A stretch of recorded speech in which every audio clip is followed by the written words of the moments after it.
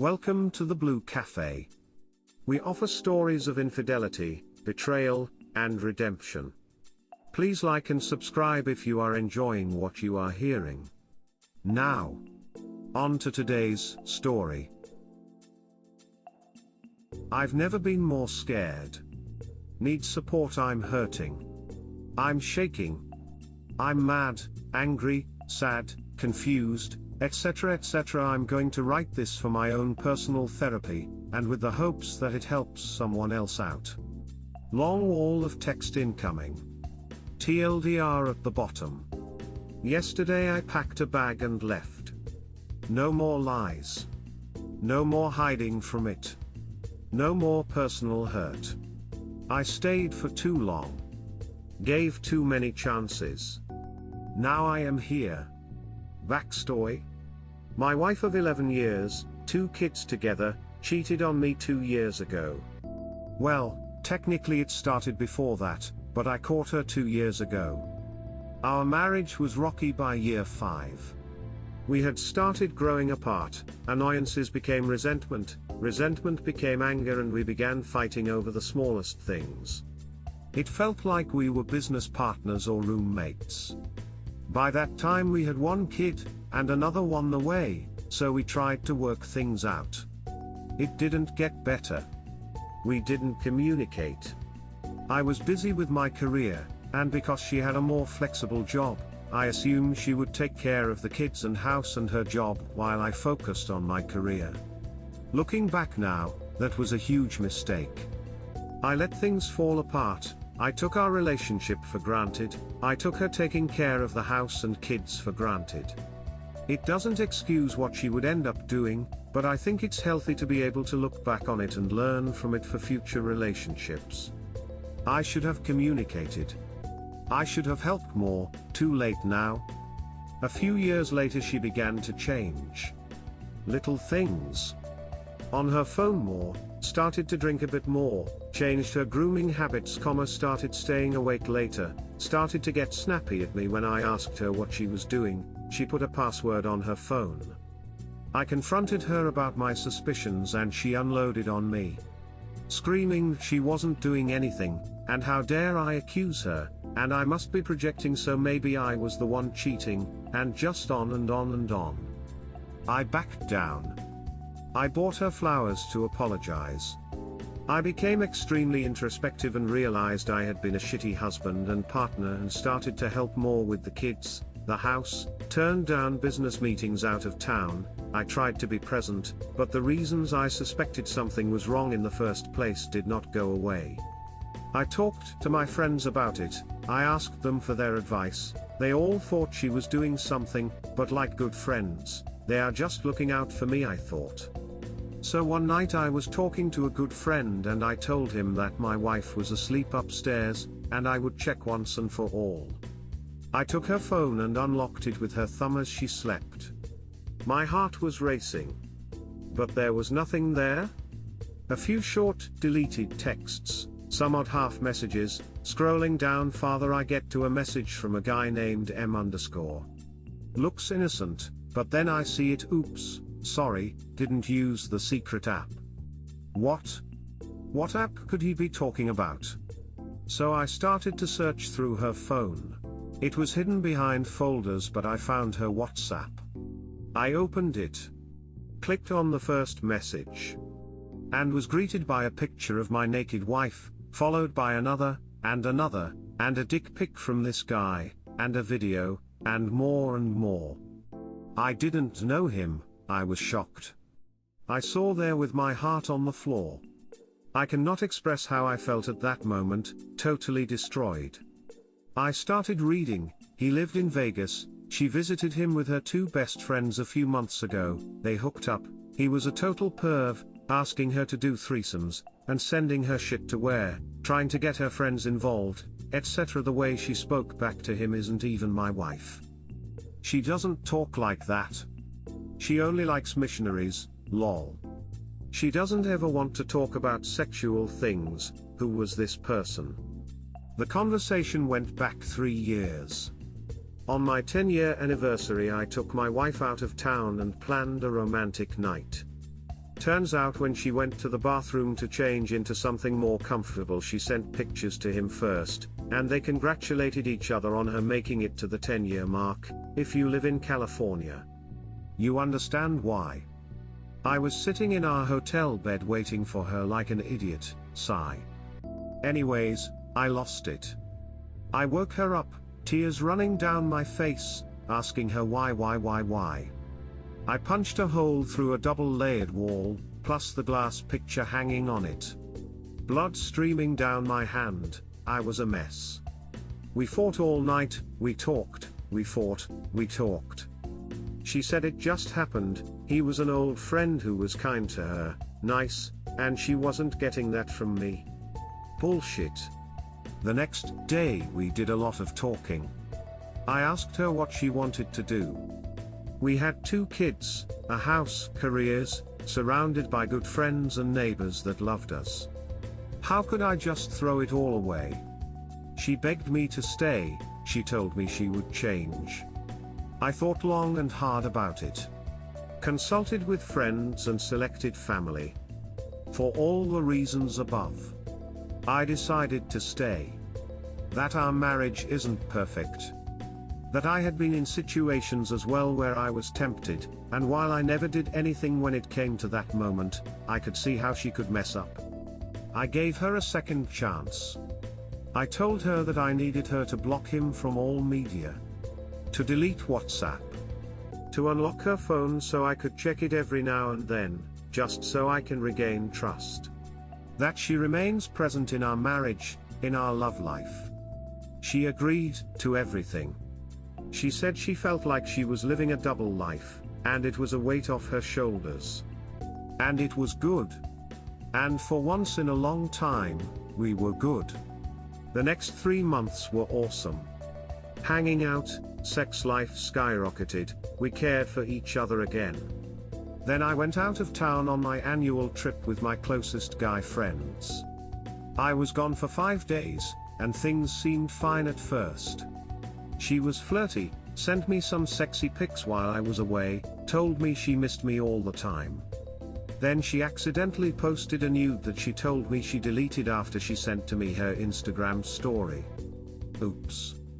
Apparently only 2 or 3 people saw it, and she pulled it down right away. I saw it. I asked her why she did that, who was she trying to send it to? How could a pic like that you said you deleted now end up on Insta? I began to become suspicious again. The moment I got home I went to look in her phone, nothing. Clean. Then it hit me, she had a work phone as well. I opened it, and there it was. First message was to Claire. Hey baby, it's Claire, or Charlotte, or I forget who I'm supposed to be, lol. Hope you had a great day and got home safe. To which my wife just replied with a heart. Claire, as it turns out, was actually C_. A father who volunteered at my kids' elementary school with my wife. I wasn't done looking. I searched more.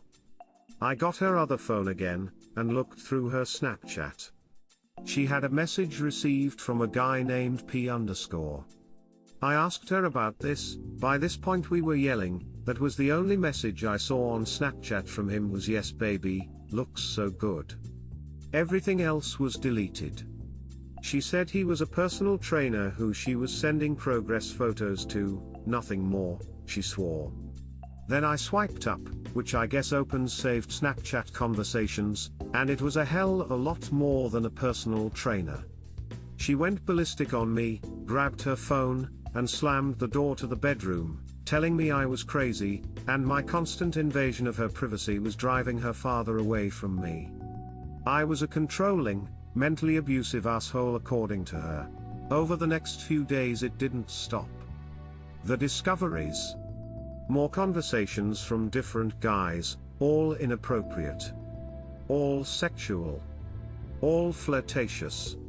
A_, C_, P_, J_, J_, M_, ab_, P_, the list went on. She told me it was all from before our big fight, that she wasn't doing it anymore. That it was a fantasy escape, that she never did anything physical with any of these guys. She asked me to try again, that I needed to trust her, and that she was telling the truth. Again I thought long and hard about it, and this time I stayed. Again, I gave her another chance. I told myself that I was doing it for the kids. What I told a friend was I would rather live in hell the next 10 years until my kids are out the house, than miss even a single day in their lives. My kids need their dad. Again things were good. Not great, but good. We were back in a groove. Everything was better. We were getting along, not fighting. The kids loved it as well as we were all spending more time together. Then things started to revert back to the old ways, little by little. She started again to spend more time on her phone. Before we set a no phones after 6 p.m. rule for the house, and little by little that was broken, by both of us. She started to become distant again. She started to tell little white lies, and then bigger lies. I can tell when my wife is lying. I always have been able to drive her crazy. So I knew she was lying. I would ask her about it, she would blow up at me, freak out and yell that I'm crazy and to back off, and she isn't doing anything. I was no longer affected by her yelling, my intuition was telling me something was off again. I went crazy. I started looking through phone usage records. I would place items and draw open certain amounts to see what she was using, and where she was going. I did a people lookup search of just about every number sending texts to her phone. I wasn't going to be tricked and manipulated again. I was all over her, all over it. I wasn't getting played again, but I was, and I did. It finally came to an end when I used her thumb to again unlock her phone, and again I found her WhatsApp hidden away, and again I saw messages, this time to a guy named S_, who is actually a work client of mine. Those messages contained some of the graphic, leaving nothing to the imagination, images that would make porn stars blush. Then there were the messages again to C_. Nothing overly graphic, a titty picture here or there, but not much else, but mainly just messages of you deserve better than him, and run away with me, and let's never come back, and I want to go camping and lay out under the stars with you, and last but not least, I think I love you. That all happened in January. Why am I so weak? Why hadn't I left yet? Why did I give her yet another chance? I felt bad for her. I felt like she had an addiction. I felt like I could help her, and if I could, maybe she could go back to giving that attention she gives to other guys, to me. I told myself it was for the kids. I told myself it was for financial security. She swore to me that it was just fantasy, that nothing was real, it was her escape, where she can be loved and not always under my control, my rules, my interrogations. I said, but I wouldn't have to interrogate you if you didn't start doing it again. I wouldn't have to search through phone records if I wasn't being overtly lied to, and I was right. It was happening. The date on the conversations proved that she started it back up before I started digging into it again. I was right. For what it was worth, I was right. She told me that the more I tried to tighten my grip, the more I tried to control her, the more she was going to move farther from our marriage. She showed no remorse, just resentment. We fought. A lot. The kids started to cover their ears and run into another room every time we ever started to raise our voices. Why couldn't I leave? Why was I still there? I couldn't figure it out. I still can't figure it out. Again she claims she is finally done with the cheating. It's out of her system. She won't do it again. She deleted WhatsApp again, for the 10th time. She still wouldn't show me her phone cause she said it was an invasion of privacy, and to an extent she is right. But she also wouldn't give me proof that anything had changed. Enter coronavirus, and the stay-at-home order. It was hard. We were all stuck here in this house. She had nowhere to go. I got crazier and crazier cause I could tell she started lying to me again. I downloaded WhatsApp on my phone and sent her messages, waiting to see if they were ever delivered. Then I left the house to go pick up some food, and when I got back, I saw the messages were delivered. She downloaded the app again while I was out of the house. I called her out. She told me I was crazy. The next day she deleted her account and the app. Her profile was gone. My guess was that she blocked me. She said she didn't. We yelled again. She told me to back off. I asked to see her phone. She refused. By this point I am no longer the fun-loving, carefree, spontaneous, generous, loving guy I once was. I'm cynical, I'm untrusting, I'm conniving, I'm intrusive, I'm a shitty person. I'm broken. I feel like shit. Was she right? Did she really just delete it? Fast forward a month, and I just installed a new wireless router in the house. One that tracks what all the devices are doing, and what apps are being used. And there it was. The ducking WhatsApp. 2 hours and 10 minutes used yesterday. She really did block me from it. She blocked her husband from the app so I wouldn't see when she was online. I was done. I had enough. I went upstairs, packed a suitcase, and left my house. I called my friend who is a lawyer and told him everything. He is helping me put the paperwork together. I sat in my car yesterday for 4 hours. Sitting in a parking lot. Crying. Angry. Depressed. Sad. But also relieved, and proud of myself. I then got the courage up to check into a hotel. My wife was texting my phone asking me where I was, but I didn't answer. I turned my laptop on, played some video games, and then went to sleep. I'm done. I can't go back. She can't stop. I've turned into a different person, so has she. Today I came back home, but moved out of my bedroom and into my guest room. I can't afford to live in an apartment right now. Oh, my wife lost her job to COVID. Divorce is a long process, and I figured I didn't want to make it look like I was abandoning my family. I told my wife that we needed to figure out the child custody schedule first, that we would start integrating it at home while we work on selling the house, and putting the divorce paperwork in order. That on my days I would be responsible for the kids, and she on her days, even though we are living in the same house. It might not be perfect, but it's a start. Today I still had moments of weakness, moments of panic, moments where I wanted to run back to her and say, fine, let's just have an open marriage. But that never works. I'm way too crazy now to ever allow that. No. I need to keep going. 1 foot in front of the other. 1 foot in front of the other. TLDR. Caught my wife cheating on me after suspicions grew, gave her another chance. Then caught her again. Gave her another chance. Then again, and again, and again.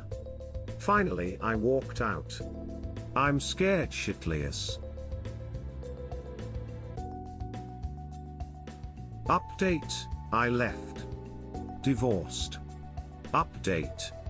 How it went from there.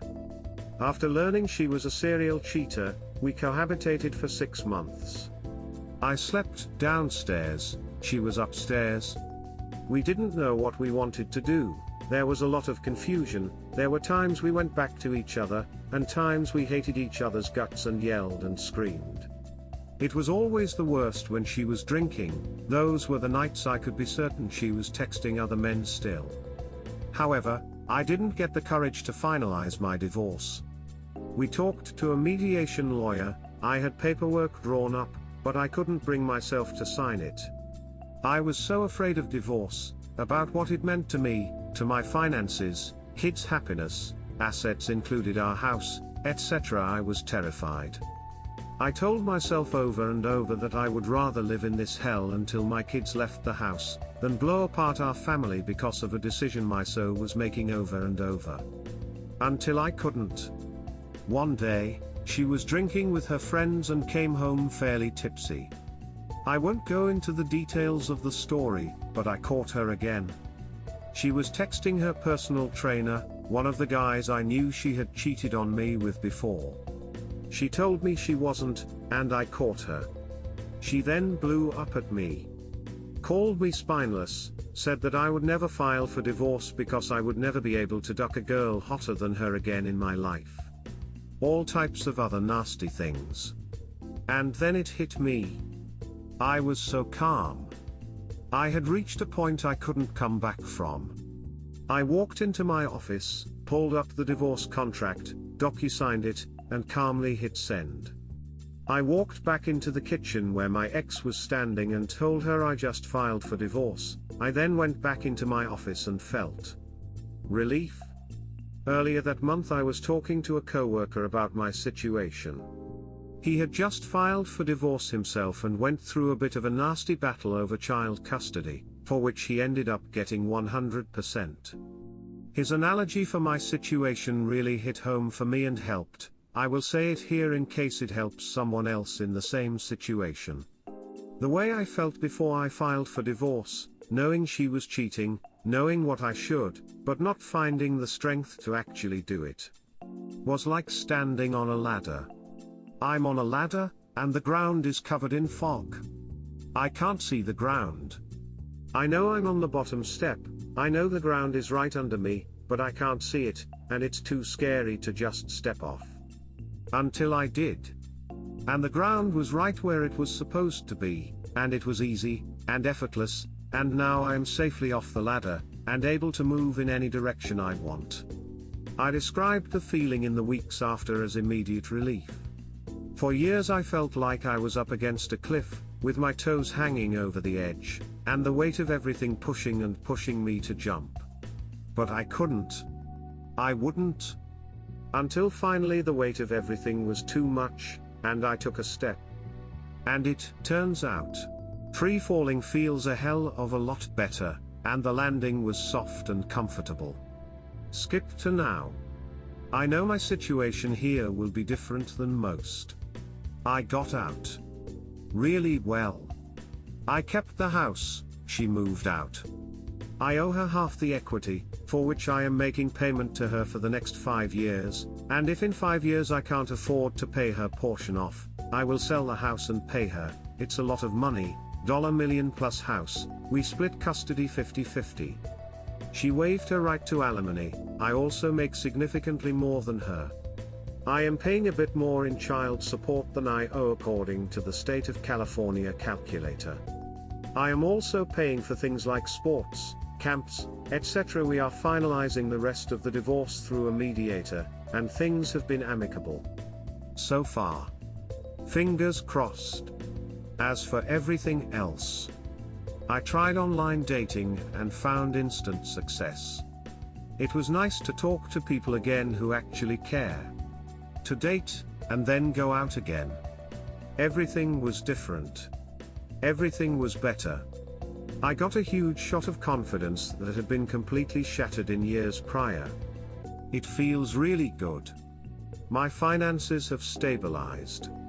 My relationship with my kids is better. Quality of quantity. Also, she was wrong. Now, I still have bad moments. I still have moments where I'm confused, hurt, scared, but they are getting few and farther between. I'm on a much better path, and feel optimistic for the first time in a long time. To the person still reading this, that might have been in my shoes, you deserve better. The ground isn't far, step off the ladder.